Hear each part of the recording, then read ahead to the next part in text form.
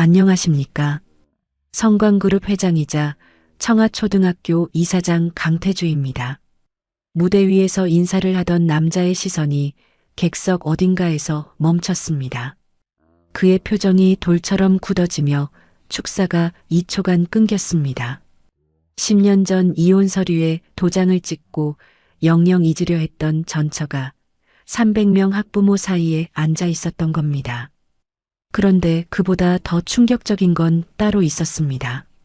무대 위 재벌회장 옆에 서 있던 10살짜리 소년. 자신과 똑같은 눈매, 오른쪽 귀 아래 점, 길고 가는 손가락. 10년 전 분명히 유산했다고 들었던 아이가 어떻게 저렇게 건강하게 자라 전 남편 옆에 서 있는 걸까요? 그날부터 10년간 묻혀있던 충격적인 진실이 하나씩 드러나기 시작합니다. 사연 시작하기 전에 구독 눌러주시면 새로운 사연을 매일 받아보실 수 있어요. 오늘의 사연 시작합니다. 서윤아는 운전대를 잡은 손에 힘을 주며 청하초등학교 정문을 통과했습니다. 오늘은 아들 한준이의 학부모 오리엔테이션 날이었죠. 회사 일정을 억지로 조정하고 운전기사 없이 직접 차를 몰고 온 것은 한준이의 첫 초등학교 생활을 그만큼 중요하게 여겼기 때문이었습니다. 주차장에 들어선 윤아는 주변을 둘러보다가 눈을 가늘게 떴습니다. 검은색 고급 세단들이 줄지어 서 있었습니다. 벤츠, BMW, 포르쉐. 윤아는 자신의 제네시스를 빈자리에 세우며 중얼거렸습니다. 명문 초등학교라더니 주차장부터 다르네. 강당에 들어서자 300명 가까운 학부모들이 이미 자리를 채우고 있었습니다. 윤아는 빈자리를 찾아 중간쯤에 앉았습니다. 무대 위에는 청하초등학교 신입생 학부모 환영식이라는 현수막이 걸려 있었고 사회자가 마이크를 잡고 입을 열었습니다. 지금부터 본교 이사장님의 축사가 있겠습니다. 무대 옆문이 열렸습니다. 양복을 입은 남자가 천천히 걸어 나왔습니다. 윤아의 심장이 멈추는 것 같았습니다. 그 남자는 10년 전 이혼 서류에 도장을 찍고 영영 잊으려 했던 전 남편 강태주였습니다. 윤아의 손이 무릎 위에서 부르르 떨렸습니다. 그런데 태주 옆에 한 소년이 서 있었습니다. 10살쯤 되어 보이는 그 아이는 아버지의 손을 꼭 잡고 있었는데 윤아는 그 아이의 얼굴을 보는 순간 숨이 막혔습니다. 자신과 똑같은 눈매, 오른쪽 귀 아래에 작은 점, 길고 가는 손가락. 태주가 마이크 앞에 섰습니다. 안녕하십니까. 성광그룹 회장이자 청하초등학교 이사장 강태주입니다. 그의 목소리가 강당에 울려 퍼지는 동안 태주의 시선이 객석을 훑었습니다. 그리고 중앙 어딘가에서 멈췄습니다. 윤아와 눈이 마주친 것이었죠. 태주의 표정이 돌처럼 굳었습니다. 축사가 2초간 끊겼습니다. 옆에 서 있던 비서가 낮은 목소리로 속삭였습니다. 회장님? 태주는 정신을 차리고 축사를 이어갔지만 그의 목소리는 눈에 띄게 떨리고 있었습니다. 윤아는 그 틈을 타 자리에서 일어났습니다. 고개를 숙인 채 강당 뒤쪽 출구로 빠져나온 윤아는 복도 벽에 등을 기대고 거칠게 숨을 몰아쉬었습니다. 무대 위에 서 있던 그 소년의 얼굴이 머릿속을 떠나지 않았습니다. 그럴 리가 없어. 윤아는 떨리는 손으로 이마를 짚었습니다. 오리엔테이션이 끝난 후 윤아는 화장실로 들어가 세면대에서 찬물로 얼굴을 씻었습니다. 거울 속 자신의 얼굴이 창백하게 비쳤습니다. 10년 전의 기억이 파편처럼 스쳐 지나갔습니다. 갑자기 쓰러져 병원에 실려갔던 그날 밤, 눈을 떴을 때 시어머니가 했던 말, 아이는 지키지 못했다. 그리고 한 번도 아이의 시신이나 장례를 보지 못한 채 병원에서 퇴원했던 기억. 윤아는 거울을 붙잡고 중얼거렸습니다. 분명히 유산이라고 했잖아. 그런데 어떻게. 그날 밤 유나는 집에 돌아와 한준이를 재운 뒤 서재로 들어갔습니다. 옷장 깊숙한 곳에서 먼지가 쌓인 상자를 꺼냈습니다. 10년 전 이혼 당시의 서류들이 든 상자였죠. 유나는 상자를 열고 서류들을 하나하나 뒤졌습니다. 마침내 시어머니가 건넸던 산부인과 진단서를 찾아냈습니다. 자연유산, 임신 7개월. 유나는 그 종이를 쥔 채 손이 부들부들 떨리는 것을 멈출 수가 없었습니다. 다음 날 오전 유나는 회사에 긴급 휴가를 냈습니다. 10년 전 입원했던 서울 강남의 명성 여성병원을 찾아갔죠. 접수대에서 유나가 말했습니다. 10년 전 이 병원에서 입원했었는데요. 제 의료 기록을 열람하고 싶습니다. 행정실 직원이 컴퓨터를 두드리다가 고개를 저었습니다. 죄송합니다.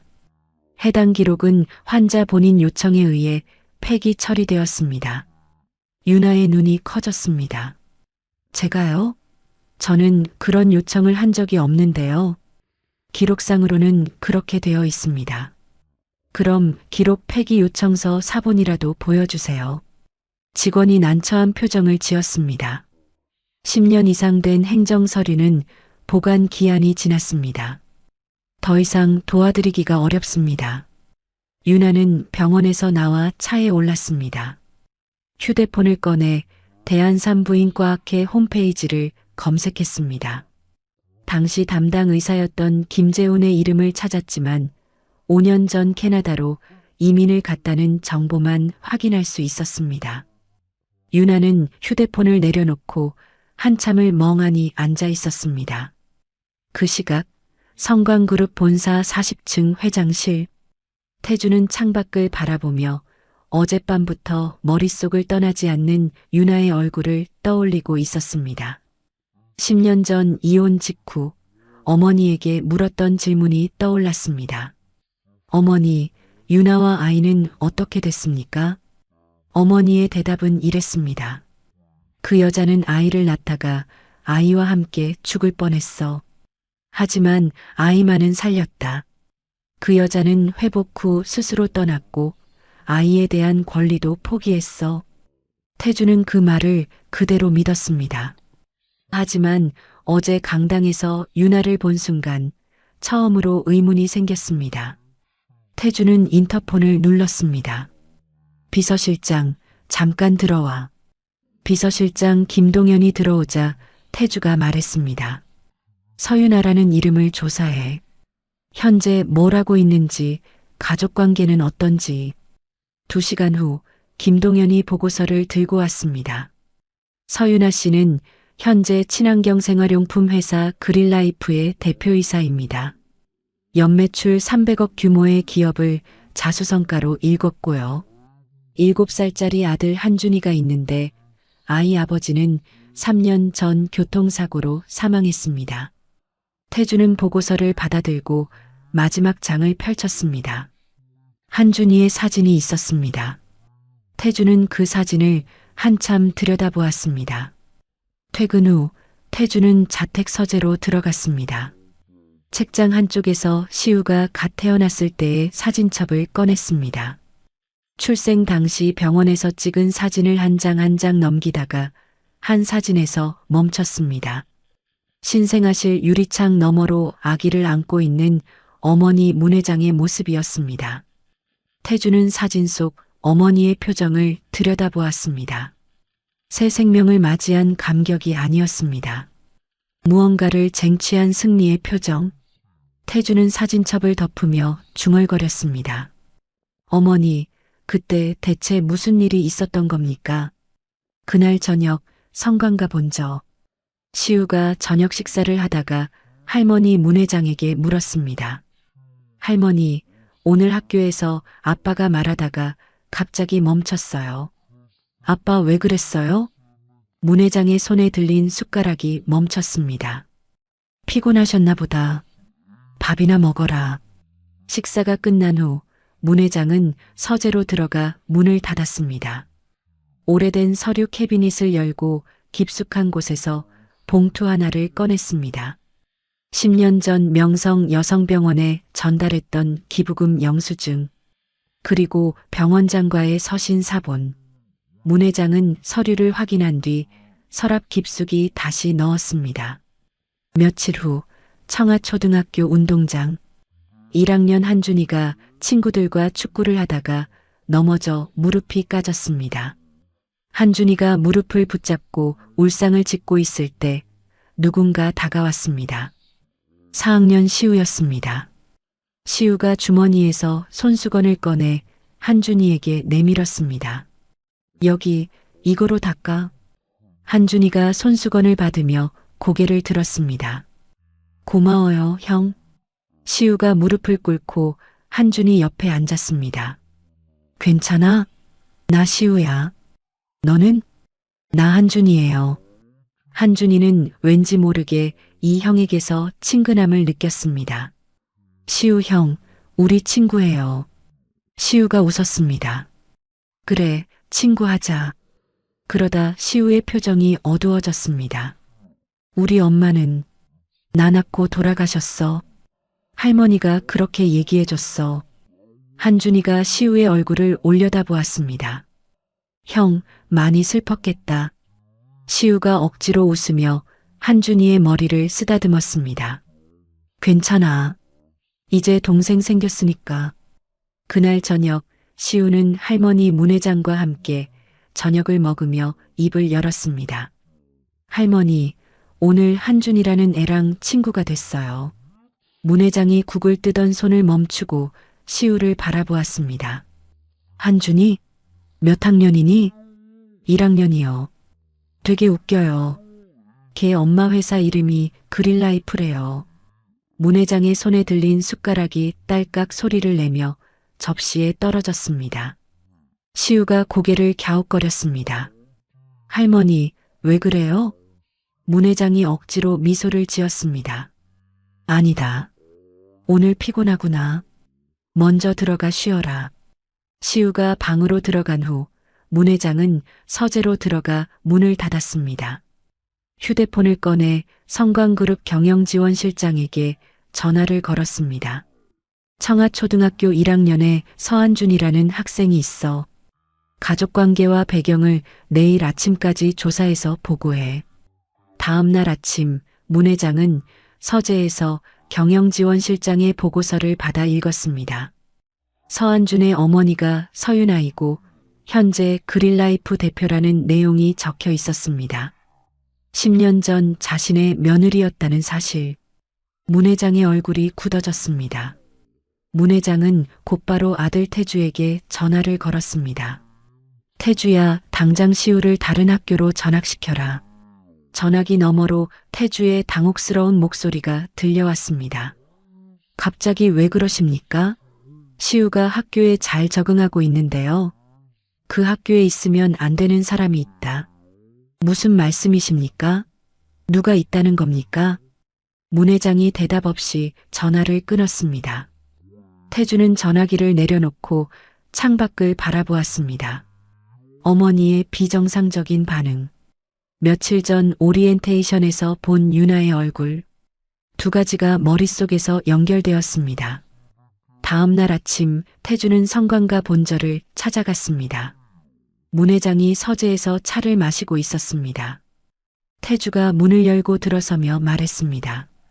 어머니, 시우 전학은 제가 결정할 일입니다. 왜 갑자기 전학을 시키려 하십니까? 문 회장이 찻잔을 내려놓으며 대답했습니다. 그 학교에 좋지 않은 사람이 있다고 했잖니. 좋지 않은 사람이 누굽니까? 구체적으로 말씀해 주십시오. 문 회장이 고개를 돌려 창밖을 바라보았습니다. 태주는 어머니가 눈을 피하는 것을 보았습니다. 무언가를 숨기고 있다는 확신이 들었죠. 태주가 자리에서 일어서며 말했습니다. 전학은 시키지 않겠습니다. 앞으로 시우에 관한 일은 저와 먼저 상의해 주십시오. 태주가 나간 뒤 문 회장은 혼자 중얼거렸습니다. 그 여자가 여기까지 따라왔어. 10년 전처럼 처리해야 하나. 한편 유나는 과거의 진실을 파헤치기 위해 움직이기 시작했습니다. 10년 전 시댁 생활을 도왔던 가사도우미 박순덕을 수소문했죠. 며칠간의 추적 끝에 박순덕이 경기도 이천의 한 요양원에서 생활하고 있다는 것을 알아냈습니다.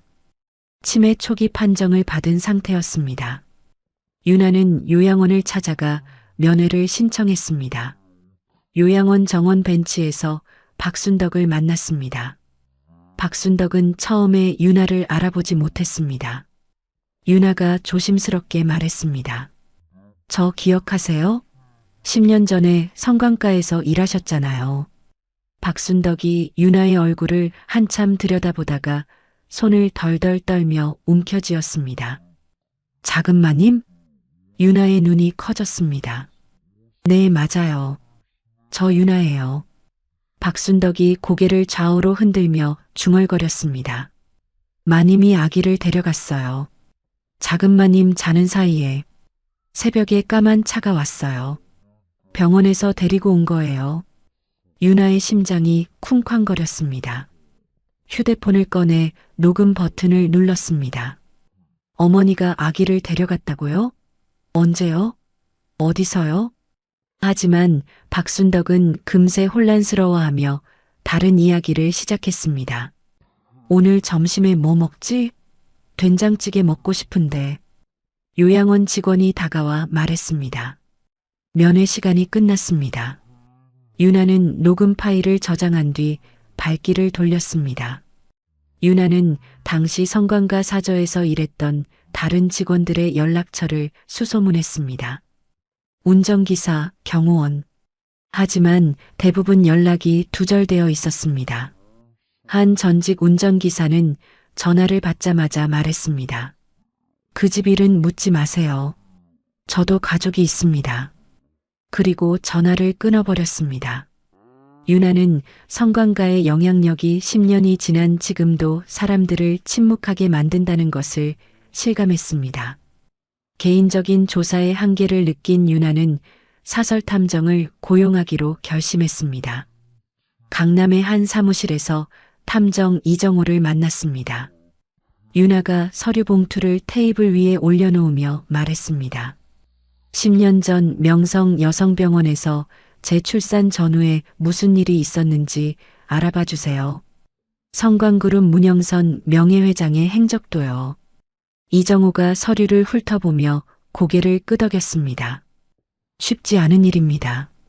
상대가 대한민국 10대 재벌이니까요. 알고 있어요. 유나가 가방에서 현금 봉투를 꺼내 테이블 위에 놓았습니다. 착수금 3천만 원입니다. 더 필요하면 말씀하세요. 이정호가 봉투를 받아들며 말했습니다. 결과가 나오는 대로 연락드리겠습니다. 같은 시각 성광그룹 본사 전략기획실장 강현우가 자신의 사무실에서 측근 서정민의 보고를 받고 있었습니다. 서정민이 낮은 목소리로 말했습니다. 회장님이 요즘 이상합니다. 특정 여자에 대한 비밀 조사를 지시하셨고 업무 미팅 중에도 자주 멍하니 계십니다. 어제는 명예회장님과 크게 언쟁도 하셨고요. 현우가 턱을 괴며 물었습니다. 특정 여자? 누군데? 서윤아라는 여자입니다. 그릴라이프 대표이고 10년 전 회장님의 전 부인이었습니다. 현우의 눈이 번뜩였습니다. 형의 전처라고? 네. 지금 회장님 비서실에서 그 여자에 대한 자료를 수집하고 있는 것 같습니다. 현우가 의자에 등을 기대며 말했습니다. 형의 동선을 계속 파악해 무슨 자료를 요청하는지 낱낱이 기록하고. 서정민이 고개를 숙였습니다. 알겠습니다. 현우는 10년 전 형의 이혼 사건 경위를 다시 조사하기 시작했습니다.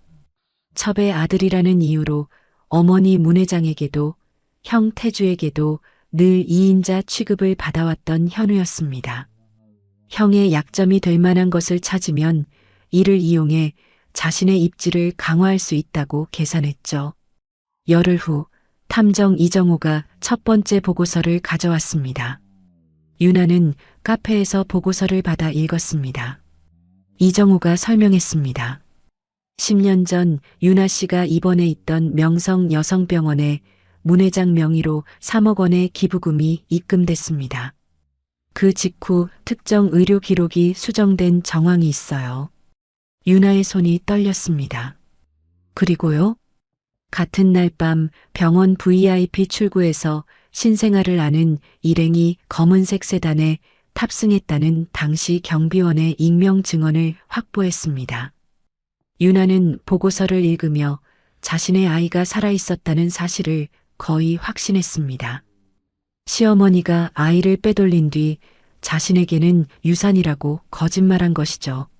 하지만 경비원이 익명을 고수의 법정 증거로 쓰기 어려웠습니다. 병원 기록도 폐기되어 결정적 증거가 부족했습니다. 윤아는 이를 악물었습니다. 청아초등학교에서 시우와 한준의 우정은 깊어져 갔습니다. 두 소녀는 매일 점심시간마다 운동장 한쪽 벤치에서 함께 도시락을 먹었죠. 어느 날 시우가 한준에게 말했습니다. 우리 할머니가 요즘 너랑 놀지 말래. 한준이가 고개를 갸웃거렸습니다. 왜요? 나도 몰라. 근데 나는 형이니까 동생 지켜줘야지. 시우가 웃으며 한준이의 머리를 쓰다듬었습니다. 그날 저녁 한준이가 집에 돌아와 저녁을 먹으며 엄마 윤아에게 말했습니다. 엄마, 시우 형이 진짜 좋아. 윤아가 반찬을 집어주며 물었습니다. 그래, 시우 형이 어떤 애인데? 되게 착해. 나 넘어졌을 때 손수건도 줬어. 근데 시우 형 엄마는 돌아가셨대. 윤아의 손이 멈췄습니다. 뭐라고? 시우 형이 태어날 때 돌아가셨대. 할머니가 그렇게 얘기해줬대. 윤아는 시우라는 이름을 듣는 순간 숟가락을 놓았습니다. 10년 전 뱃속의 아이에게 지어주려 했던 이름이 바로 시우였기 때문이었습니다. 윤아가 억지로 미소를 지으며 말했습니다. 그래, 시우 형이랑 잘 지내. 한준이를 재운 뒤 윤아는 서재로 들어갔습니다. 책상 서랍을 뒤져 10년 전 태아 이름을 고민하며 적어두었던 메모를 찾아냈습니다. 시우 마이너스 세상을 넉넉히 적시는 비. 윤아는 메모를 쥔 채 한참을 멍하니 앉아 있었습니다. 우연의 일치라고 하기엔 너무 잔인한 상황이었습니다. 다음 날 오후 윤아는 일부러 한준이의 학교 앞에 하교 시간보다 일찍 도착해 기다렸습니다. 교문이 열리고 아이들이 쏟아져 나왔습니다. 한준이가 시우 형과 함께 웃으며 교문을 나서는 것이 보였습니다. 윤아는 시우의 얼굴을 가까이서 확인했습니다. 웃는 눈, 오른쪽 귀 아래점, 길고 가는 손가락, 걸음걸이까지 자신을 빼닮았습니다. 한준이가 윤아를 발견하고 달려왔습니다. 엄마, 시우 형이야. 한준이가 시우의 손을 잡고 윤아 앞으로 끌어왔습니다. 그 순간 학교 앞에 검은색 리무진이 멈췄습니다. 차 문이 열리고 태주가 내렸습니다. 시우를 데리러 온 것이었죠. 태주와 윤아의 시선이 교문 앞 15m 거리에서 마주쳤습니다. 두 사람은 10년 전 헤어질 때 나누지 못했던 말들이 목구멍까지 차올랐습니다. 하지만 아이들 앞에서 어떤 말도 내뱉지 못했습니다. 시우가 태주에게 달려가며 말했습니다. 아빠, 얘가 내 친구 한준이야. 한준이 엄마도 왔어. 태주의 얼굴이 복잡하게 일그러졌습니다. 태주가 짧게 고개를 숙이며 말했습니다. 안녕하세요. 윤아도 고개를 숙였습니다. 안녕하세요. 태주는 시우를 데리고 차에 탔습니다. 리무진이 출발하기 전 태주가 백미러로 윤아를 한 번 더 바라보았습니다. 윤아는 리무진이 떠난 뒤에도 한참 동안 그 자리에 서서 시우가 사라진 방향을 바라보았습니다. 그날 밤 태주는 자택에서 시우가 잠든 것을 확인한 뒤 거실에 홀로 앉았습니다. 오늘 본 윤아의 얼굴과 시우의 얼굴을 번갈아 떠올렸습니다. 두 사람의 닮은 점들, 눈매, 귀 아래 점, 손가락 모양. 우연이 아닐 수 있다는 생각이 들었습니다. 태주는 휴대폰을 들어 개인적으로 신뢰하는 보안업체에 전화를 걸었습니다. 10년 전 명성 여성병원 관련 자료를 찾아주시오. 무슨 수를 써서라도. 교문 앞에서 태주와 마주친 지 3일 후 늦은 저녁이었습니다. 유나는 회사에서 야근을 마치고 지하 주차장으로 내려갔습니다. 차에 시동을 걸려는 순간 조수석 창문을 두드리는 사람이 있었습니다. 유나가 고개를 돌리자 창 너머로 낯익은 얼굴이 보였습니다. 성광그룹 전략기획실장 강현우. 태주의 이복 동생이었죠. 현우가 손에 든 갈색 서류 봉투를 흔들며 말했습니다. 잠깐 이야기 좀 할 수 있을까요? 유나는 경계심을 품으면서도 차에서 내렸습니다. 여기서 무슨 일이세요? 조용한 데서 얘기하고 싶습니다. 서 대표님한테 도움이 될 겁니다. 유나는 잠시 망설이다가 현우를 근처 24시간 카페로 데려갔습니다. 카페 구석자리에 마주 앉자 현우가 봉투를 열었습니다. 테이블 위에 서류 뭉치가 펼쳐졌습니다. 현우가 서류를 가리키며 말했습니다. 성광그룹의 비자금 장부 사본입니다. 지난 10년간 조성된 3천억 원 규모의 비자금 내역이에요. 그리고 이건 우리 어머니가 정치인, 검찰, 언론인에게 뿌린 로비 자금 내역서입니다. 유나가 서류를 집어들며 물었습니다. 왜 저한테 이걸 주는 거죠? 이걸로 우리 어머니를 무너뜨리실 수 있습니다. 유나가 서류에서 눈을 떼고 현우를 똑바로 바라보았습니다. 왜 친어머니를 무너뜨리려고 해요? 현우가 씁쓸하게 웃었습니다. 저는 첩의 아들입니다. 어머니는 평생 저를 불순한 피라고 대했어요. 형만 후계자로 키웠고 저는 늘 2인자였죠. 유나가 눈을 가늘게 떴습니다. 그래서요? 형이 흔들리면 제가 올라설 수 있습니다. 당신이 이 자료의 출처를 절대 밝히지 않는다면 서로 원하는 것을 얻을 수 있어요. 유나는 한참 동안 현우의 얼굴을 들여다보았습니다. 현우가 덧붙였습니다. 어머니가 10년 전에 당신한테 무슨 짓을 했는지 저도 압니다. 복수하고 싶지 않으세요? 유나가 서류를 다시 테이블 위에 내려놓았습니다. 생각해 볼게요. 유나는 자료만 받아들고 카페를 나섰습니다. 당장 수락도 거절도 하지 않았습니다. 집으로 돌아온 유나는 서재에서 비자금 장부를 분석하기 시작했습니다. 엑셀 파일 항목들을 하나하나 확인하다가 눈이 멈췄습니다. 강시우 특별 양육비 10년간 매달 2천만 원씩 지급 총 24억 원. 유나는 이것이 아이를 숨기고 키우는데 사용된 비용임을 직감했습니다. 다음 날 유나는 이 자료를 탐정 이정호에게 보냈습니다. 출처와 사실관계를 교차 검증해 주세요.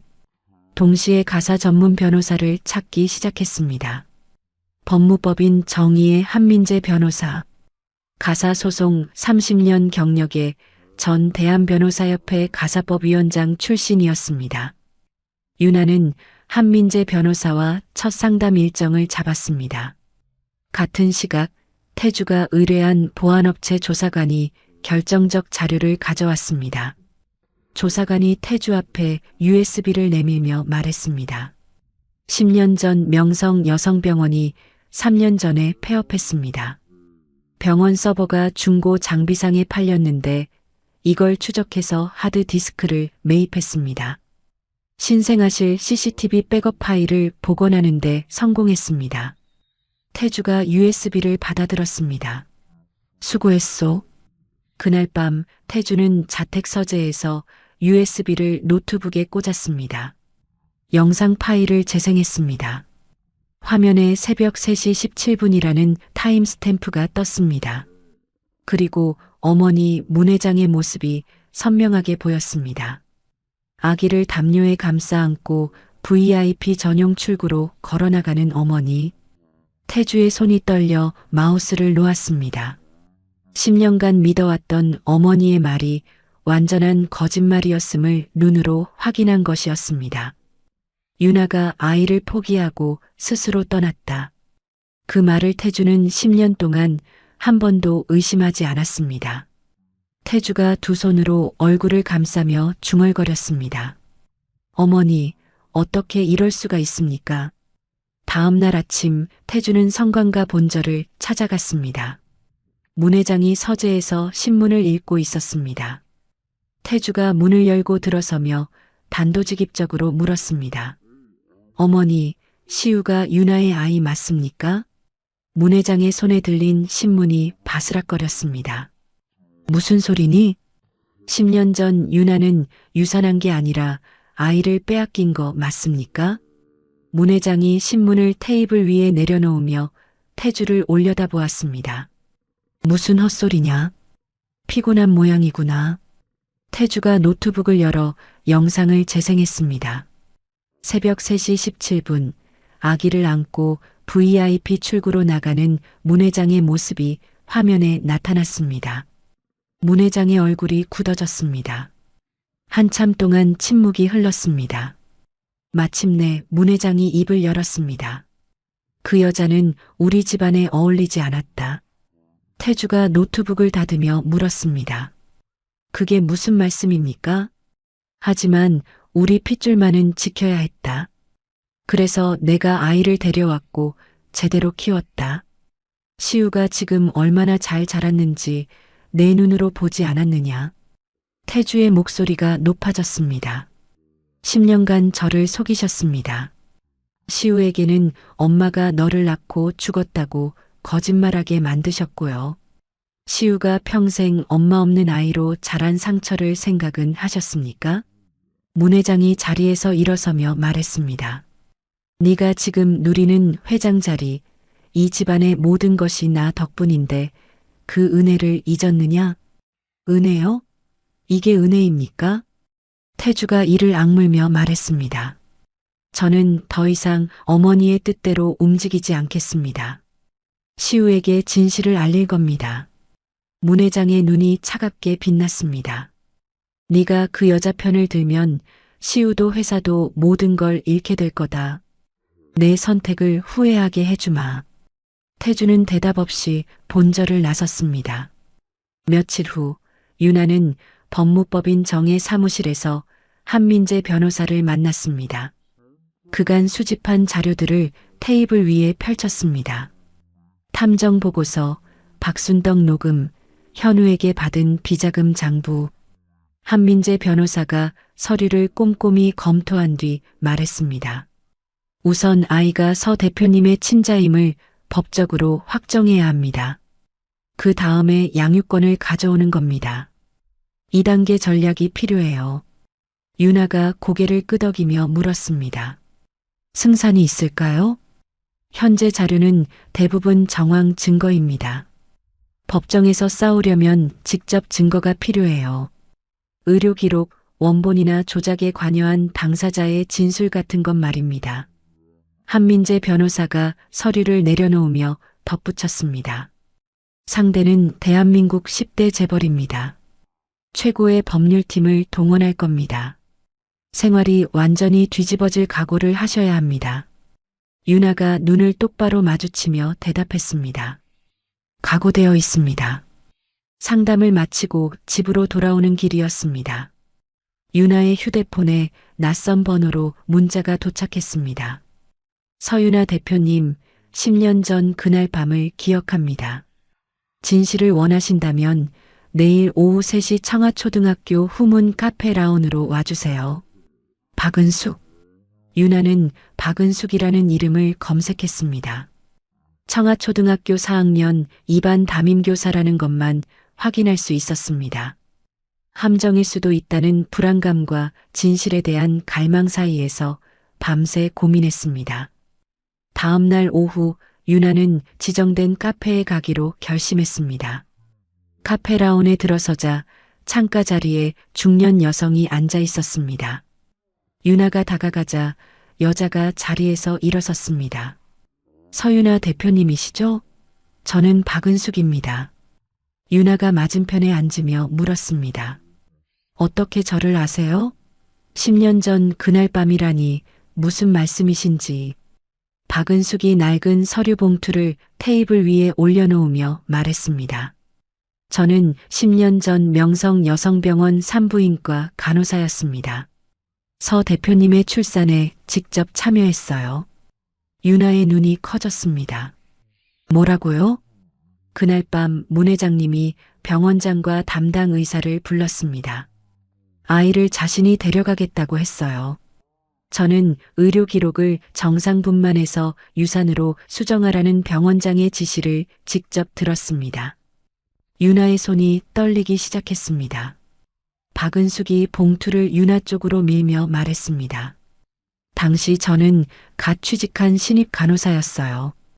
입을 열었다가는 매장당했을 겁니다.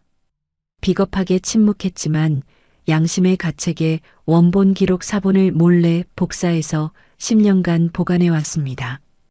윤아가 떨리는 손으로 봉투를 열었습니다. 안에는 2장의 서류가 들어 있었습니다.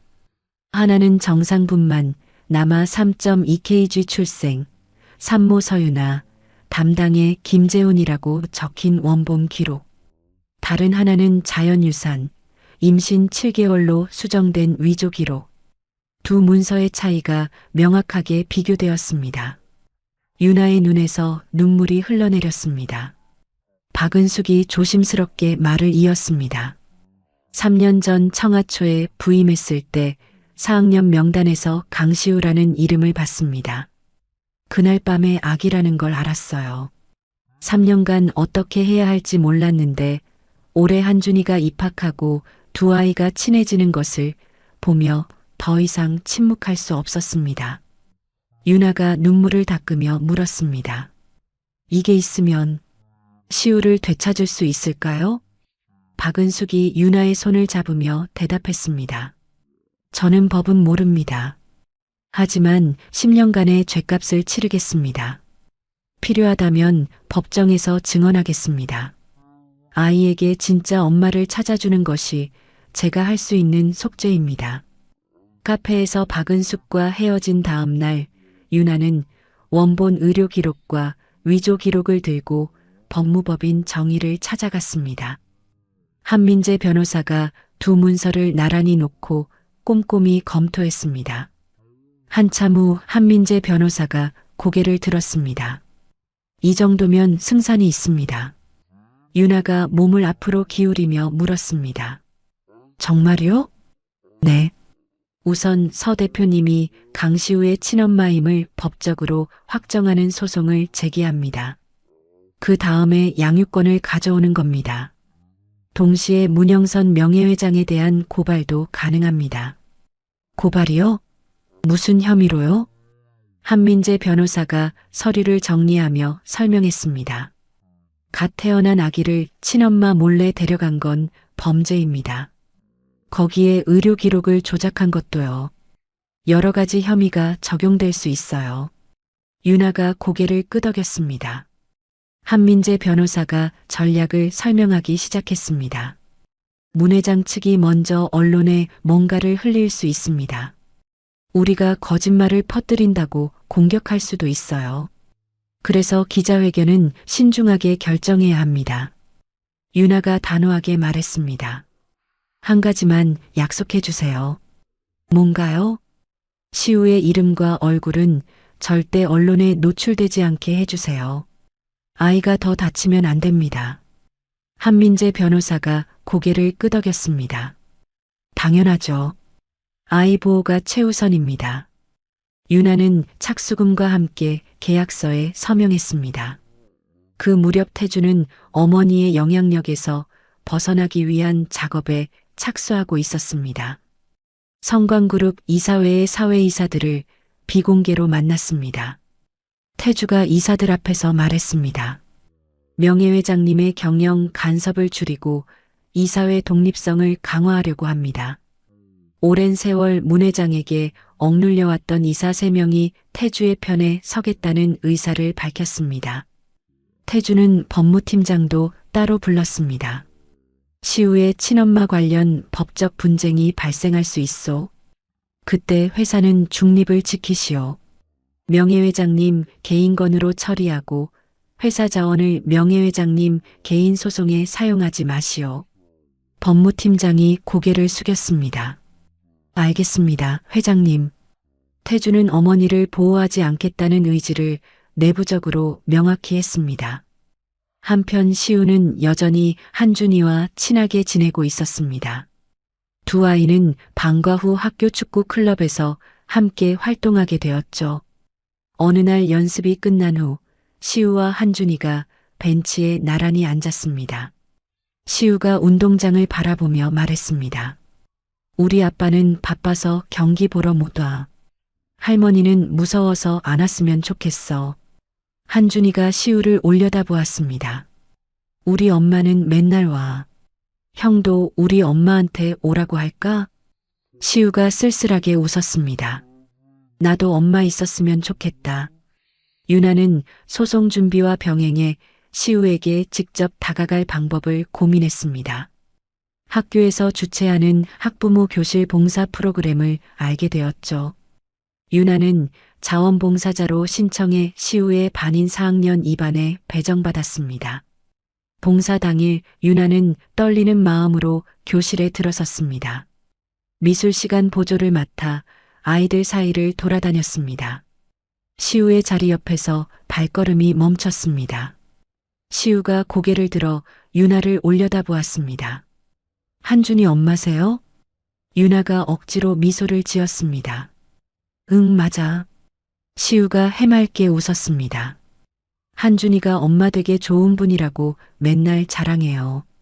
유나는 시우의 맑은 눈을 바라보며 겨우 눈물을 참았습니다. 그래, 시우도 그림 잘 그리네.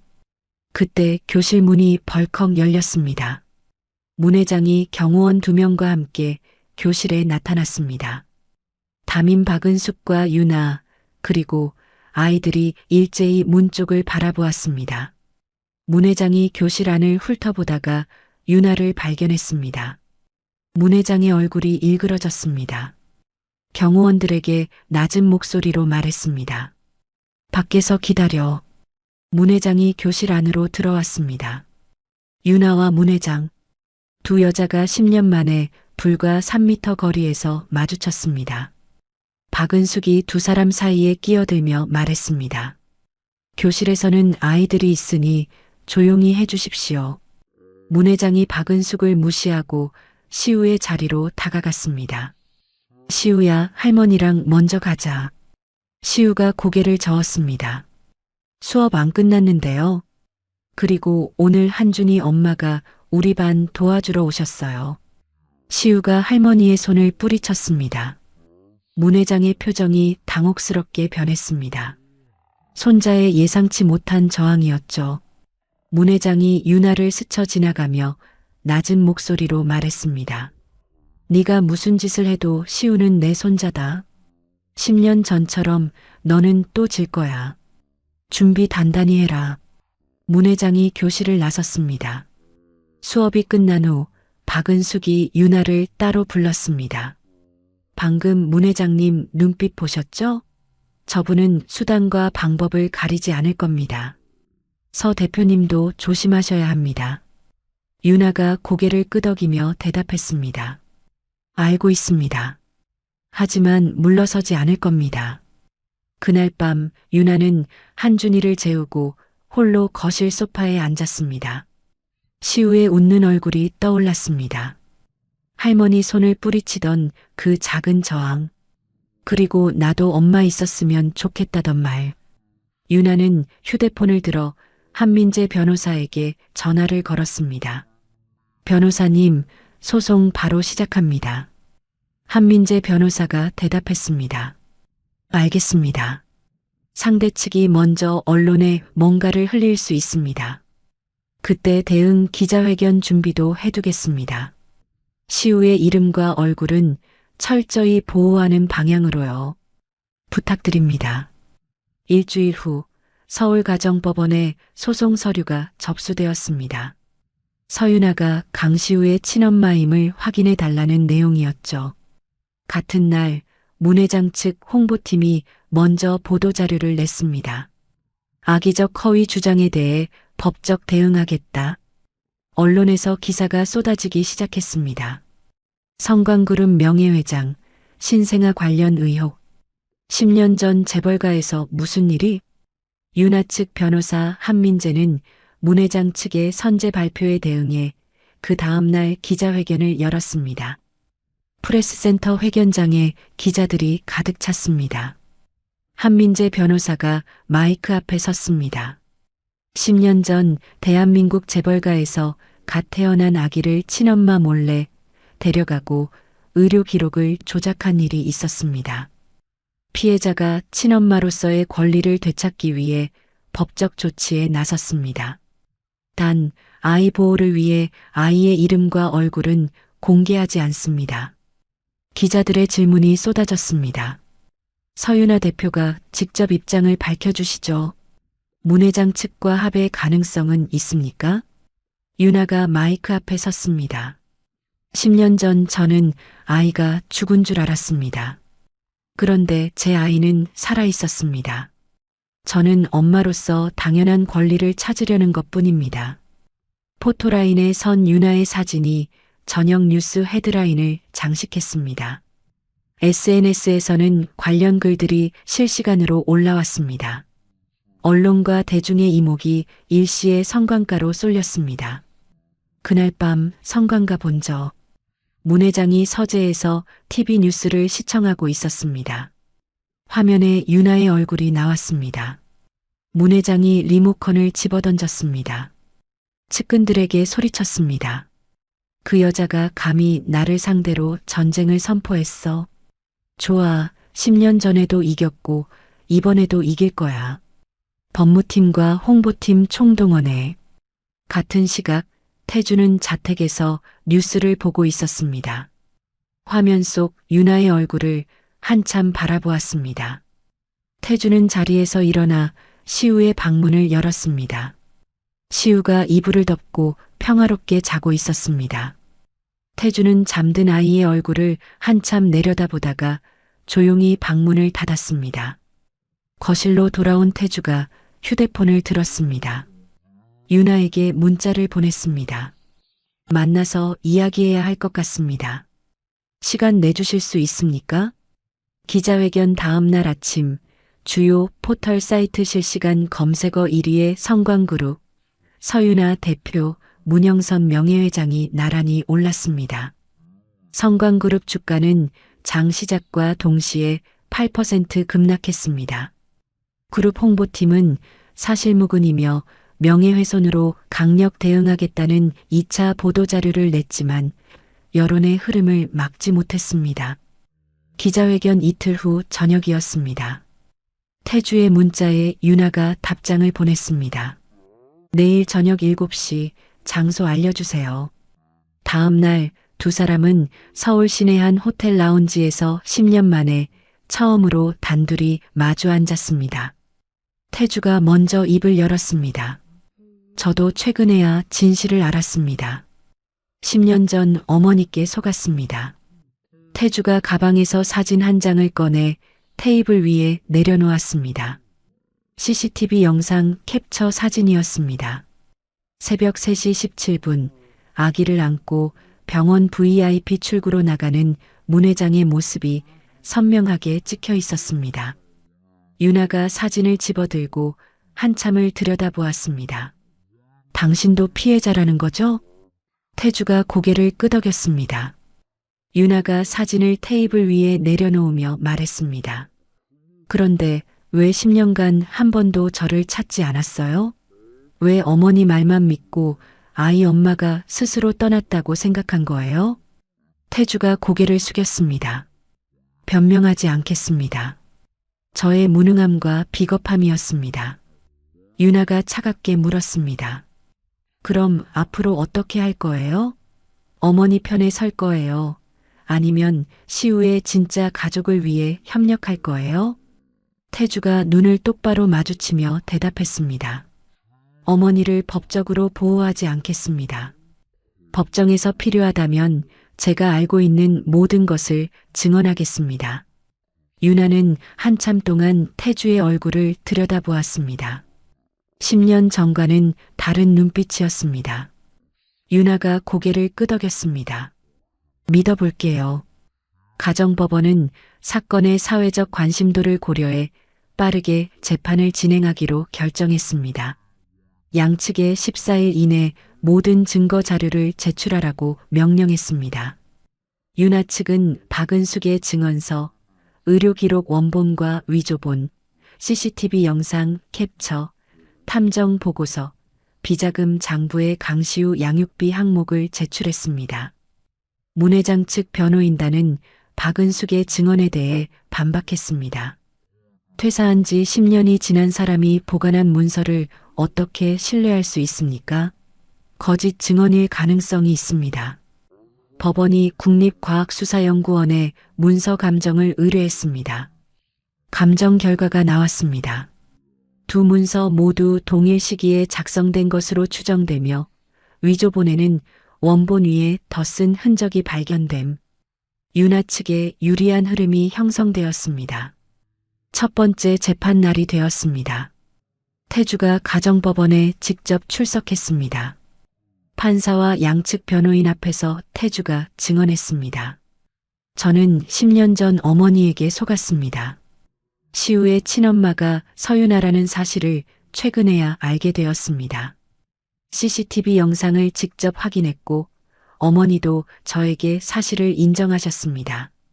법정 안에 술렁임이 일었습니다. 태주의 증언은 문 회장의 행동을 인정하는 것이나 다름없었습니다. 문 회장은 본저에서 이 소식을 전해 들었습니다. 손에 들고 있던 찻잔을 바닥에 집어던졌습니다. 저 애가 미쳤어. 자기 어미를 팔아먹다니.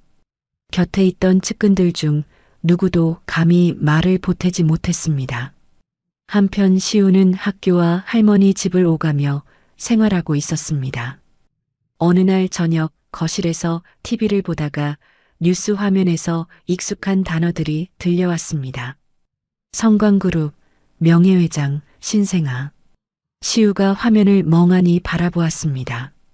다음 날 학교에서였습니다. 같은 반 친구가 시우에게 다가와 말했습니다. 야, 너희 할머니가 애기 훔쳤대. 뉴스에 나왔어. 시우의 얼굴이 굳어졌습니다. 뭐라고? 진짜야. 우리 엄마가 그러는데 너희 할머니 감옥 갈 수도 있대. 시우는 그 자리에 얼어붙었습니다. 그날 밤부터 시우는 악몽을 꾸기 시작했습니다. 담임 박은숙은 시우가 수업 시간에 멍하니 있거나 점심을 거르는 것을 발견했습니다. 박은숙이 유나에게 전화를 걸었습니다. 시우가 요즘 많이 힘들어하는 것 같습니다. 밥도 잘 안 먹고 수업 시간에도 딴 생각을 해요. 유나가 한숨을 내쉬었습니다. 제가 어떻게 해야 할까요? 일단 아이를 직접 만나보시는 게 좋을 것 같습니다. 변호사님과 상의해 보세요. 유나는 한민재 변호사와 상의해 법원에 신청서를 냈습니다. 아이와 만날 수 있게 해달라는 내용이었죠. 법원은 아동심리 전문가가 함께하는 조건으로 첫 공식 면담을 2주 후에 진행하기로 허가했습니다. 유나는 면담을 앞두고 아동심리 상담사의 조언을 받았습니다. 시우에게 줄 선물도 준비했습니다. 직접 손으로 쓴 편지와 10년간 간직해온 태아 사진이었습니다. 면담 당일이 되었습니다. 서울가정법원 별관의 아동 면접실, 파스텔톤 벽지와 장난감이 놓인 아늑한 공간이었습니다. 유나와 시우가 처음으로 엄마와 아들로서 마주 앉았습니다. 심리 전문가가 옆에서 조용히 지켜보았습니다. 유나가 떨리는 목소리로 입을 열었습니다. 시우야, 미안해. 네가 태어났을 때 널 지켜주지 못해서 정말 미안해. 시우는 말없이 유나를 바라보았습니다. 한참 후 시우가 물었습니다. 진짜 제 엄마예요? 응, 진짜야. 시우의 눈에 눈물이 고였습니다. 할머니가 엄마는 저 낳고 하늘나라 같다고 했는데. 그럼 할머니가 거짓말한 거예요? 유나가 시우의 손을 잡았습니다. 할머니가 너를 너무 사랑해서 그런 거야. 하지만 엄마는 살아있었고 네가 살아있는 줄 몰랐어. 시우가 억눌렸던 감정을 터뜨리며 울음을 쏟아냈습니다. 그럼 왜 10년 동안 안 찾아왔어요? 왜 이제야 온 거예요? 유나의 눈에서도 눈물이 흘러내렸습니다. 엄마는 네가 죽은 줄 알았어. 만약 살아있는 걸 알았다면 하루도 안 기다렸을 거야. 이건 내 잘못이 아니야. 엄마 잘못도 아니야. 유나가 시우를 꼭 안았습니다. 시우는 처음에는 몸을 뻣뻣하게 굳혔습니다. 하지만 서서히 유나의 품에 기대며 한참을 흐느꼈습니다. 면담 후 심리 전문가가 법원에 의견서를 제출했습니다. 아이가 친엄마에 대해 거부감보다 혼란과 그리움이 섞인 상태입니다. 천천히 만남을 늘려가면 관계를 만들어갈 수 있을 것으로 판단됩니다. 이 의견서는 유나 측에 결정적으로 유리한 자료가 되었습니다. 최종 재판 일주일 전이었습니다. 문 회장 측 변호인단이 합의를 제안했습니다. 양육권은 아버지 강태주가 유지하되 서유나 씨가 한 달에 2번 아이를 만날 수 있도록 하겠습니다. 유나가 고개를 저었습니다. 10년간 아이를 빼앗은 상황을 그대로 유지하자는 건 받아들일 수 없습니다. 재판으로 가겠습니다. 최종 재판 날이 되었습니다. 판사가 모든 증거와 증언을 검토한 뒤 결정을 내렸습니다. 서유나가 강시우의 친엄마임을 확인합니다. 양육권을 서유나에게 넘기되 아이의 마음을 위해 1년간 천천히 진행합니다. 처음 6개월은 주말에만 엄마와 지내고 다음 6개월은 주중에도 함께 지내는 시간을 늘립니다. 이 기간 동안 아버지 강태주와 어머니 서유나가 함께 아이의 생활 변화를 도와주십시오. 판사가 이어서 말했습니다. 문영선에 대해서는 갓난아기를 친엄마 몰래 데려간 일, 의료 기록을 조작한 일 등의 혐의로 검찰에 넘깁니다. 법정에서 이 결정을 들은 문 회장의 얼굴이 창백해졌습니다. 문 회장이 변호사에게 속삭였습니다. 항소해. 변호사가 고개를 저으며 대답했습니다. 승산이 났습니다.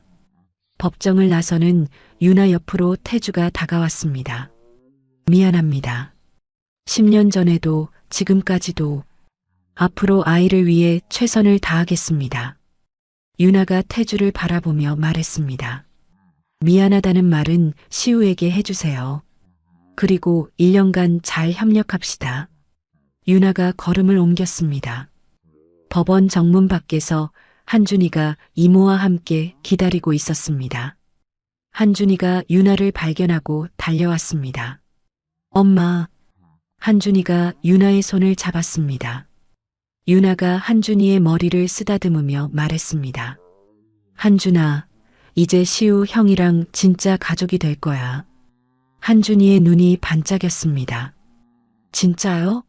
시우 형이 우리 집에 와요? 유나가 웃으며 고개를 끄덕였습니다. 응, 이제 우리 셋이 가족이야. 법원 판결 3주 후 1년간 천천히 양육권을 넘기는 첫 단계가 시작되었습니다. 시우가 처음으로 유나의 집에서 주말을 보내게 되었죠. 금요일 저녁 시우가 작은 캐리어를 끌고 현관에 들어섰습니다. 한준이가 달려와 시우의 손을 잡았습니다. 시우 형? 내 방에 형 침대 놨어. 시우가 어색하게 웃었습니다. 진짜? 보여줘. 두 아이가 방으로 뛰어갔습니다. 유나는 현관에 서서 아이들의 뒷모습을 바라보았습니다. 10년 만에 아들이 집에 온 것이었습니다. 눈물이 핑 돌았지만 꾹 참았습니다. 첫 주말은 순조롭게 지나갔습니다. 시우와 한준이는 함께 레고를 조립했습니다. 저녁에는 셋이 나란히 소파에 앉아 만화 영화를 보았죠. 시우가 한준이에게 속삭였습니다. 너희 집 진짜 좋다. 할머니 집은 너무 커서 혼자 있으면 무서웠어. 한준이가 시우의 팔을 잡으며 말했습니다. 이제 형은 혼자 아니야. 나랑 같이 있으면 돼. 일요일 저녁 시우를 할머니 집으로 돌려보냈습니다. 다음 날 월요일 아침이었습니다. 한준이가 평소와 달리 이불 속에서 나오지 않았습니다. 유나가 방문을 열고 들어갔습니다. 한준아, 학교 가야지. 한준이가 이불을 뒤집어 쓴 채 대답했습니다. 배 아파. 오늘 쉴래? 유나가 한준이의 이마를 짚어보았습니다. 열은 없었습니다. 유나가 이불을 살짝 걷으며 물었습니다. 어디 아픈 거 아니지? 엄마한테 얘기해봐. 한준이가 고개를 돌리며 엄마의 눈을 피했습니다. 유나는 무언가 이상함을 느꼈지만 일단 등교를 설득했습니다. 그날 오후 유나는 담임 선생님에게 전화를 걸었습니다. 선생님, 혹시 요즘 한준이한테 무슨 일 있나요? 담임 선생님이 한숨을 내쉬며 대답했습니다. 사실 저도 걱정이었어요. 요즘 한준이가 쉬는 시간에 혼자 있는 경우가 많아졌어요. 점심도 혼자 먹고 있고요. 유나의 가슴이 철렁 내려앉았습니다. 며칠 후였습니다. 한준이가 옷이 흙투성이인 채로 집에 돌아왔습니다. 유나가 현관에서 한준이를 맞으며 물었습니다. 한준아, 왜 이래? 무슨 일 있었어? 한준이가 고개를 숙인 채 대답하지 않았습니다. 유나가 무릎을 꿇고 한준이의 얼굴을 들여다보았습니다. 엄마한테 말해봐. 무슨 일이야? 한준이의 눈에서 눈물이 뚝뚝 떨어졌습니다. 애들이 엄마가 재벌 아들 빼앗은 여자래. 유나의 얼굴이 굳어졌습니다. 한준이가 흐느끼며 말을 이었습니다. 도둑년 아들이라고 불러. 오늘은 운동장에서 밀었어. 유나가 한준이를 꼭 안았습니다. 미안해, 한준아. 엄마가 미안해. 다음 날 유나는 학교에 찾아갔습니다. 담임 선생님과 교감 선생님을 만났습니다. 유나가 단호하게 말했습니다. 제 아들이 학교에서 폭력을 당했습니다. 국가의 학생들을 처벌해 주시고 다시는 이런 일이 없도록 해주세요. 교감 선생님이 난처한 표정을 지으며 대답했습니다. 학교폭력심의위원회 절차를 밟아야 합니다. 양쪽 학생 면담부터 하겠습니다. 유나가 물었습니다. 가해 학생이 누구입니까? 교감 선생님이 잠시 망설이다가 대답했습니다. 4학년 남학생 3명입니다. 유나는 나중에 알게 되었습니다. 그 학생들의 부모가 모두 학교재단 주요 후원자라는 사실을요. 악성 소문은 학부모 단체 카카오톡 채팅방으로 퍼져나갔습니다. 서유나가 10년 전에도 시어머니한테 행패 부려서 쫓겨났대. 재벌 돈 노리고 애까지 빼앗았대. 소문의 중심에는 학부모회장 정수빈이 있었습니다. 정수빈은 SNS에 글을 올렸습니다. 사기꾼 같은 사람이 아이를 가르칠 자격이 있나? 유나를 직접 언급한 공개 비난이었습니다. 소문은 유나의 회사로까지 번졌습니다. 그릴라이프 불매운동 글이 SNS에 올라오기 시작했습니다. 홍보팀장이 유나에게 보고했습니다. 대표님, 지난 일주일간 온라인 주문 취소율이 40% 급증했습니다. 몇몇 대형마트에서 물건을 줄이겠다고 연락이 왔습니다. 유나는 자신의 싸움이 아무 관련 없는 아들과 직원들에게까지 피해를 주고 있다는 사실에 깊은 자괴감을 느꼈습니다. 한준이의 상태는 날로 나빠졌습니다. 밤마다 악몽을 꾸며 학교 가기 싫어라고 울었습니다. 밥을 절반도 먹지 못했습니다. 어느 월요일 아침이었습니다. 한준이가 학교에 가려고 신발을 신다가 갑자기 숨을 몰아쉬기 시작했습니다. 엄마, 숨이 안 쉬어져. 한준이가 현관 앞에서 쓰러졌습니다. 유나가 한준이를 안아들며 소리쳤습니다. 한준아, 한준아. 유나는 급히 119에 전화를 걸었습니다. 한준이가 응급실로 실려갔습니다. 의사가 검사 결과를 설명했습니다. 몸에는 이상이 없습니다. 심리적 스트레스로 인한 공황 발작으로 보입니다. 이어서 소아정신건강 전문의 상담을 받았습니다. 전문의가 유나에게 말했습니다. 아이가 상당한 정신적 압박을 받고 있습니다. 당분간 학교에 보내지 마시고 일주일에 2번 상담 치료를 받아야 합니다. 유나는 한준이가 입원한 병실에서 밤새 아이의 손을 잡고 있었습니다. 눈물이 멈추지 않았습니다. 내가 시우를 찾겠다고 해서 네가 이렇게 된 거야? 엄마가 잘못했어. 한준이가 잠결에 엄마의 손을 꼭 잡으며 중얼거렸습니다. 엄마, 잘못 아니야. 같은 시각 태주는 자신의 보안팀 차장으로부터 보고를 받고 있었습니다. 학교 내 악성 소문과 불매운동 배우를 추적했습니다. 최초로 소문을 퍼뜨린 SNS 계정이 강현우 전무님 측근 서정민 과장의 가족 이름으로 되어 있었습니다.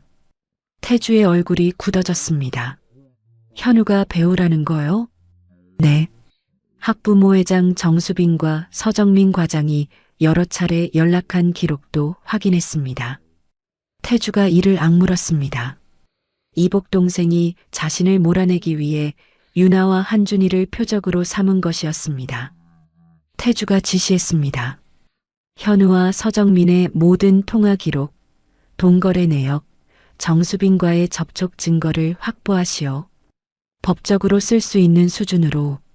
태주는 비서실장에게도 전화를 걸었습니다. 한준이가 입원한 병원을 알아오시오. 다음 날 저녁 태주는 시우를 데리고 병원을 찾아왔습니다. 병실 앞 유리창 너머로 링거를 맞고 누워있는 한준이가 보였습니다. 시우가 창백한 한준이의 얼굴을 보며 물었습니다. 한준이 왜 저래? 나 때문이야? 내가 한준이랑 친구 안 했으면 아니랬어? 태주가 무릎을 꿇고 시우와 눈높이를 맞췄습니다. 아니다. 이건 내 잘못이 절대 아니야. 나쁜 어른들이 한 짓이야. 아빠가 반드시 그 사람들을 찾아서 벌받게 할 거야. 시우가 아버지의 손을 꼭 잡으며 고개를 끄덕였습니다. 태주는 시우를 간호사에게 잠시 맡기고 병실 안으로 들어갔습니다. 유나가 병상 옆 의자에 지친 채 앉아 있었습니다. 태주가 조심스럽게 말했습니다. 이 일의 배우를 알아냈습니다. 제 동생 현우입니다. 제가 반드시 책임지고 해결하겠습니다. 유나가 충혈된 눈으로 태주를 올려다보았습니다. 당신 동생이 왜 우리 아이를 공격하는 거예요? 저를 회장 자리에서 끌어내리기 위해 제 주변을 흔드는 겁니다. 어머니가 무너진 틈을 노린 거죠. 유나가 씁쓸하게 말했습니다. 10년 전에도 당신은 어머니 앞에서 아무것도 못했어요. 이번에도 그럴 거예요? 태주가 유나의 눈을 똑바로 바라보았습니다. 이번에는 다릅니다. 유나는 태주의 눈에서 10년 전과는 다른 단호함을 읽었습니다. 한참을 바라보다가 작게 대답했습니다. 믿어볼게요. 한준이를 지켜주세요. 태주가 고개를 끄덕이고 병실을 나섰습니다. 시우가 아버지에게 달려왔습니다. 아빠, 나도 한준이 보고 싶어. 태주가 시우의 손을 잡고 병실로 들어갔습니다. 시우가 침대 옆으로 다가가 한준이의 손을 잡았습니다. 한준아, 형이야. 빨리 나와. 우리 또 축구하자. 한준이가 눈을 살짝 떴습니다. 시우를 알아보고 약하게 미소 지었습니다. 유나는 두 아이의 모습을 바라보았습니다. 창밖으로 고개를 돌려 눈물을 훔쳤습니다. 병원 방문 다음 날부터 태주는 본격적으로 움직이기 시작했습니다. 성광그룹 보안팀과 외부 전문업체를 투입해 현우와 측근 서정민의 이메일, 메신저, 동거래 기록을 집중적으로 분석했습니다. 10일간의 조사 끝에 결정적 증거들이 나왔습니다. 현우가 SNS에서 활동하는 사람에게 500만 원을 보내며 서윤아 관련 나쁜 내용 만들어달라고 요청한 메시지. 학부모 회장 정수빈에게 성광그룹 납품 계약 보장해주겠다고 약속한 녹음 파일. 태주는 증거들을 확인하며 이를 악물었습니다. 동시에 윤아도 움직이고 있었습니다. 탐정 이정우를 통해 정수빈의 과거를 조사했죠. 이정우가 보고서를 가져왔습니다. 정수빈 씨가 3년 전 자기 사업이 망할 위기에 처했을 때 강현우 전무한테 5억 원을 빌렸습니다. 아직 갚지 못해서 약점이 잡혀 있는 상태입니다. 윤아가 고개를 끄덕였습니다. 그래서 현우 말을 들을 수밖에 없었군요. 태주는 확보한 모든 증거를 정리해 성광그룹 이사회 긴급 소집을 요청했습니다. 소집 전날 밤이었습니다. 태주가 현우를 본사 회장실로 불렀습니다. 현우가 들어오자 태주가 말했습니다. 이건 내 마지막 기회다. 스스로 그만두고 외국으로 떠나라. 그러면 경찰에 넘기지는 않겠다. 현우가 비웃으며 대답했습니다. 형은 너무 순진해. 어머니가 감옥에 가도 이 회사는 결국 내 거야. 태주가 눈을 가늘게 떴습니다. 그게 내 대답이냐? 응, 내 대답이야. 현우가 돌아서서 회장실을 나갔습니다. 이사회 당일이 되었습니다. 15명의 이사진이 회의실에 모였습니다. 태주가 대형 화면에 증거 자료들을 띄우며 설명하기 시작했습니다. 전략기획실장 강현우가 회사 돈을 빼돌리고 뇌물을 주고 악성 소문을 퍼뜨리는데 관여한 증거입니다. 화면에 메시지 캡처, 송금 내역, 녹음 파일 내용이 차례로 나타났습니다. 태주가 말을 이었습니다. 강현우를 즉시 자리에서 내보내고 검찰에 넘길 것을 제안합니다. 현우가 자리에서 벌떡 일어났습니다. 이건 조작이야. 형이 나를 몰아내려고 꾸민 거라고. 사회이사 중 한 명이 차갑게 말했습니다. 자료의 출처와 진짜인지는 전문업체가 확인했습니다. 더 이상의 변명은 회사에 해가 됩니다. 투표가 진행되었습니다. 결과는 12대 3. 현우의 자리 박탈이 통과되었습니다. 보안 요원들이 회의실로 들어왔습니다. 현우가 끌려나가면서 태주에게 악을 썼습니다. 형, 이게 끝이 아니야. 어머니가 감옥에 간 것도 이 집안이 이 꼴 난 것도 다 형 탓이야. 두고 봐. 회의실 문이 닫히고 현우의 목소리가 복도로 사라졌습니다. 이사회 결과는 곧바로 뉴스에 나왔습니다. 성광그룹 형제의 싸움 결말. 강현우 전무 여러 혐의로 해임. 현우가 서윤아 대표와 그 아들에 대한 악성 소문이 배우였다는 사실도 알려졌습니다. 며칠 전까지 윤아를 욕하던 사람들의 반응이 급격히 바뀌었습니다. 윤아는 확보한 정수빈 관련 자료를 들고 그녀를 직접 만났습니다. 카페에서 마주 앉아 윤아가 서류를 테이블 위에 놓았습니다. 현우한테 빌린 돈, 그리고 당신이 앞장서서 소문 퍼뜨린 증거 다 갖고 있어요. 이대로면 같이 처벌받을 겁니다. 정수빈의 얼굴이 창백해졌습니다. 그게. 하지만 조건이 있어요. 정수빈이 떨리는 목소리로 물었습니다. 무슨 조건이요? 청아초등학교 학부모 전체 앞에서 공개 사과하세요. 그리고 한준이한테 직접 사과하세요. 그러면 경찰에 넘기지 않겠습니다. 정수빈은 현우에게 더 이상 기댈 수 없다는 것을 알았습니다. 결국 고개를 숙였습니다. 알겠습니다. 그렇게 하겠습니다. 같은 주 청아초등학교에서 학교폭력심의위원회가 열렸습니다. 한준이를 괴롭힌 학생 3명에 대한 심의였죠. 결과가 나왔습니다. 가의 학생들에게 5일간 등교 금지와 특별교육 참여 처분이 내려졌습니다. 학부모들에게도 특별교육 참여가 의무화되었습니다. 일주일 후 청아초등학교 강당에서 임시 학부모 총회가 열렸습니다. 300명 가까운 학부모와 선생님들이 모였습니다.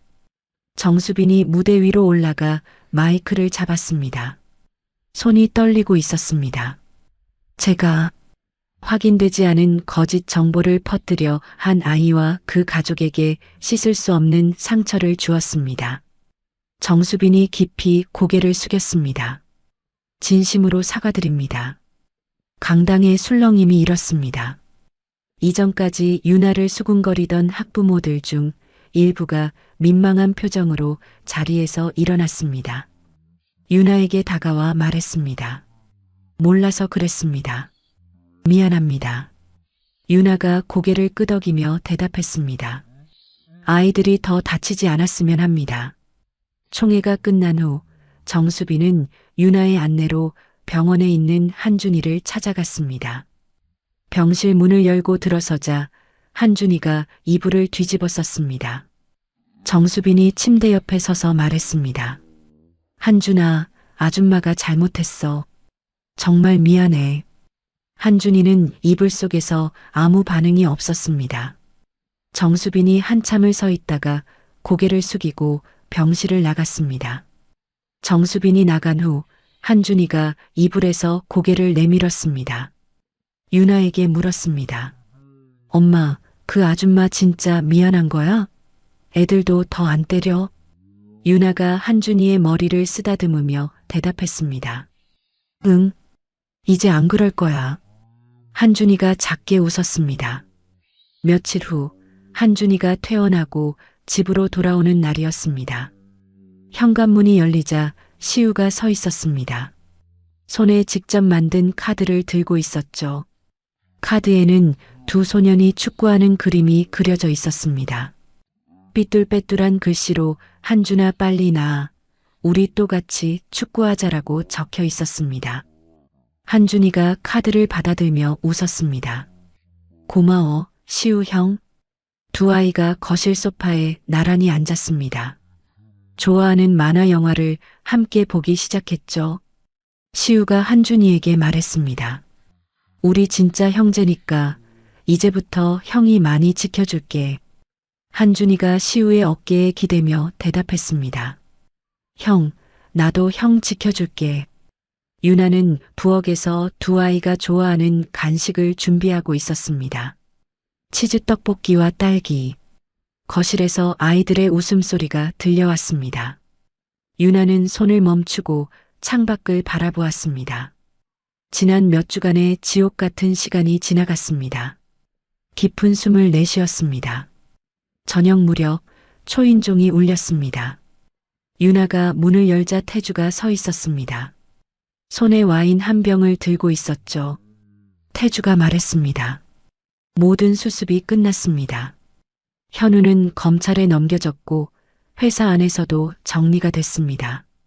앞으로 아이들한테 해가 될 일은 없을 겁니다. 유나가 태주를 거실로 들였습니다. 고마워요. 이번에는 진심으로.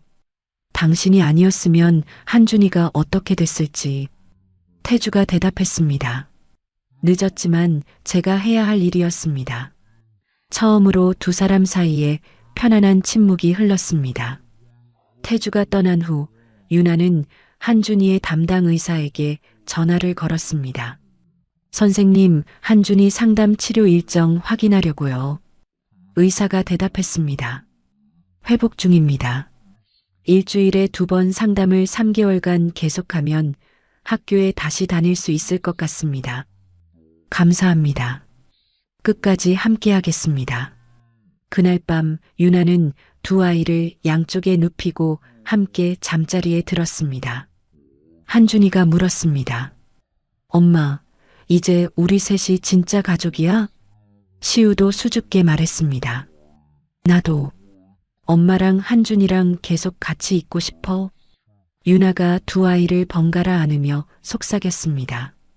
그래, 우리 이제 가족이야. 앞으로 쭉. 1년 후 봄, 벚꽃이 만개한 4월의 어느 날이었습니다. 서울가정법원에서 1년간의 양육권 이전이 완료되었음을 확인하는 최종 결정문이 발송되었습니다. 같은 날 오후 유나는 구청에서 시우의 주민등록을 자신의 가족관계 등록부로 옮기는 서류 절차를 마쳤습니다. 구청 앞 벤치에 앉아 서류를 들여다보았습니다. 10년 만에 자신의 가족관계 증명서에 강시우라는 이름이 올라가 있었습니다. 유나는 한참을 말없이 그 종이를 바라보다가 눈물을 흘렸습니다. 문 회장은 재판에서 징역 4년을 선고받아 교도소에 수감 중이었습니다. 갓 태어난 아기를 친엄마 몰래 데려간 일, 의료 기록을 조작한 일 등 여러 혐의가 인정되었죠. 첫 면회일에 태주가 교도소를 찾아갔습니다. 면회실 유리창 너머로 문 회장이 앉아 있었습니다. 교도소 옷을 입은 어머니의 모습이 낯설었습니다. 문 회장이 먼저 입을 열었습니다. 네가 결국 그 여자 편을 들었구나. 내가 평생 일군 것을 내 손으로 무너뜨렸어. 태주가 표정 변화 없이 대답했습니다. 어머니 편도 그 여자 편도 아닙니다. 저는 제 아들 편이었을 뿐입니다. 시우가 진실을 알 권리가 있었습니다. 문 회장이 유리창을 손으로 짚으며 말했습니다. 시우는 내 손자야. 내가 10년을 키웠어. 그건 변하지 않습니다. 하지만 시우에게는 엄마도 필요했습니다. 면회 시간 종료를 알리는 안내 방송이 울렸습니다. 태주가 자리에서 일어섰습니다. 뒤도 돌아보지 않고 면회실을 나섰습니다. 여름이 되었습니다. 태주는 성광그룹 정기 이사회에서 회장직 사임을 공식 발표했습니다. 저는 앞으로 경영 자문 역할만 하겠습니다. 아이들과 더 많은 시간을 보내고 싶습니다. 후임 회장으로는 외부에서 영입한 전문 경영인 박정호 부회장이 선임되었습니다. 태주는 회장직에서 물러난 후 서울 외곽 분당에 3층짜리 집을 마련했습니다. 시우가 유나의 집에서 지내지 않는 격주 주말에는 이 집에서 아버지와 시간을 보냈죠. 두 사람은 함께 자전거를 타거나 근처로 캠핑을 갔습니다. 평범한 아버지와 아들의 관계를 처음으로 경험하는 것이었습니다. 유나는 그릴라이프를 성공적으로 운영하며 사업을 키워나갔습니다. 연매출 500억 돌파 기념식에서 새로운 사업 계획을 발표했습니다. 홀로 아이를 키우는 엄마들을 돕기 위한 회사 세컨드 스프링 설립이었습니다. 유나가 마이크 앞에서 말했습니다. 제가 받은 상처를 다른 엄마들은 받지 않았으면 합니다. 시우와 한준이는 같은 학교에서 나란히 진급했습니다. 시우는 5학년, 한준이는 2학년이 되었죠. 두 아이는 학교 축구팀에서 함께 뛰었습니다. 시우는 공격수, 한준이는 중간에서 공을 연결하는 역할을 맡았습니다. 교내 축구대회 결승전이 열렸습니다.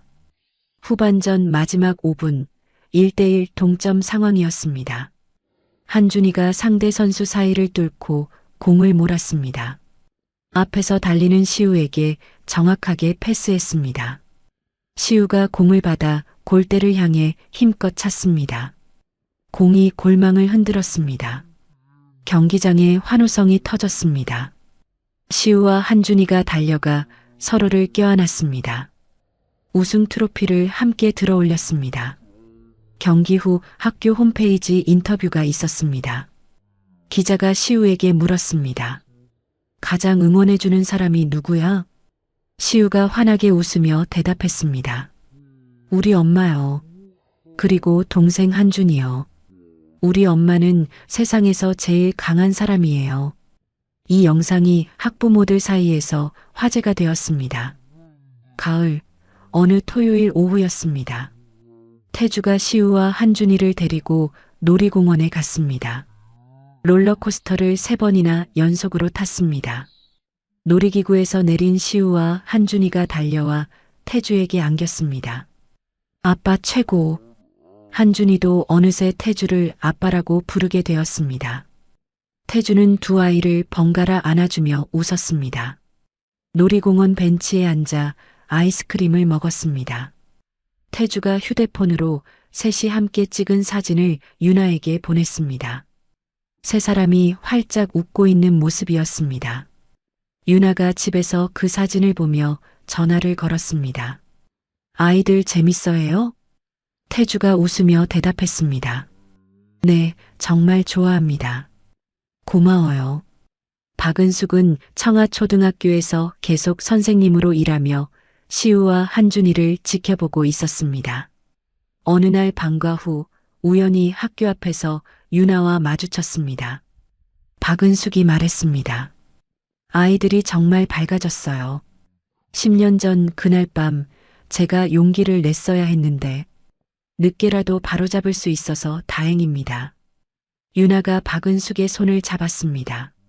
선생님이 아니었으면 저는 아직도 시우가 죽은 줄 알았을 거예요. 선생님의 용기가 우리 가족을 만들어줬어요. 정말 감사합니다. 두 여자는 한참 동안 말없이 서로를 바라보며 고개를 끄덕였습니다. 한준이는 3개월간의 상담 치료를 마치고 완전히 회복했습니다. 학교 생활에도 다시 잘 적응했죠. 담임 선생님이 유나에게 전화를 걸어왔습니다. 한준이가 요즘 친구들과 잘 어울리고 수업 시간에도 적극적으로 발표합니다. 유나가 대답했습니다. 감사합니다. 많은 분들 덕분입니다.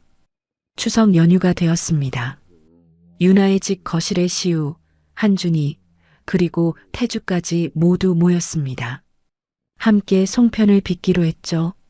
한준이가 찹쌀가루를 얼굴에 묻혔습니다. 시우가 빚은 송편 모양이 삐뚤어졌습니다. 형, 그거 송편이야, 괴물이야? 야, 내 거나 잘해. 두 아이가 깔깔거리며 웃었습니다. 태주가 어색하게 반죽을 치대다가 유나에게 물었습니다. 이게 맞습니까? 유나가 태주의 손을 보며 웃었습니다. 전혀요. 네 사람의 웃음소리가 거실에 가득 찼습니다. 저녁 식사 후 아이들이 거실에서 보드게임을 했습니다.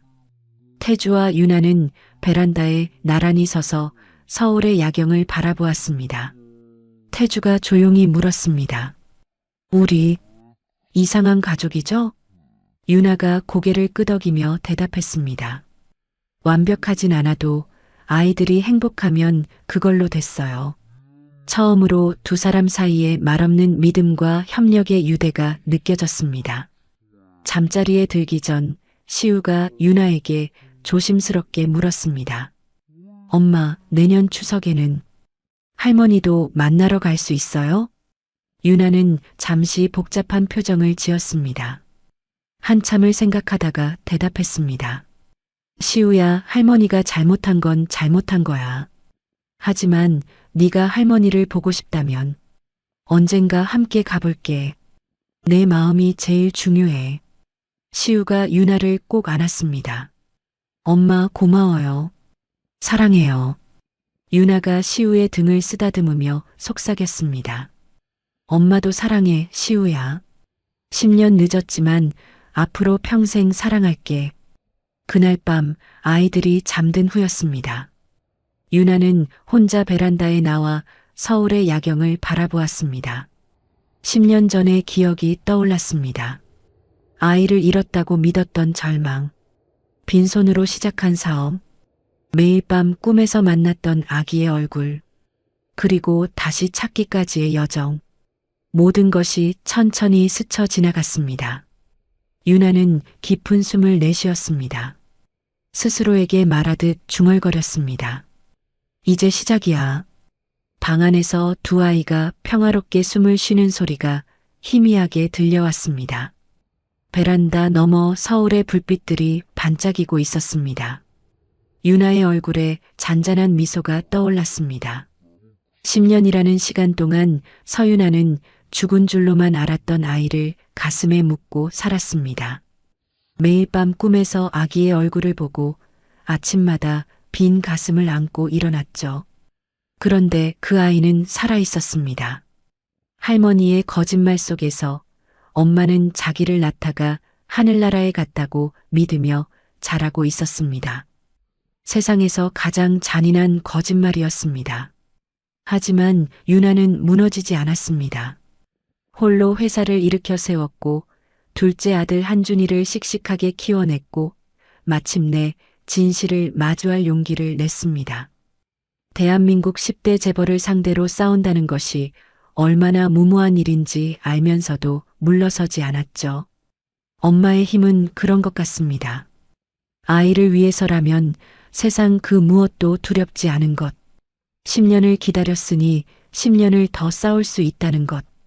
그리고 결국 유나는 아이를 되찾았습니다. 완벽하지 않아도 괜찮은 서로를 지켜주는 가족을 만들었습니다.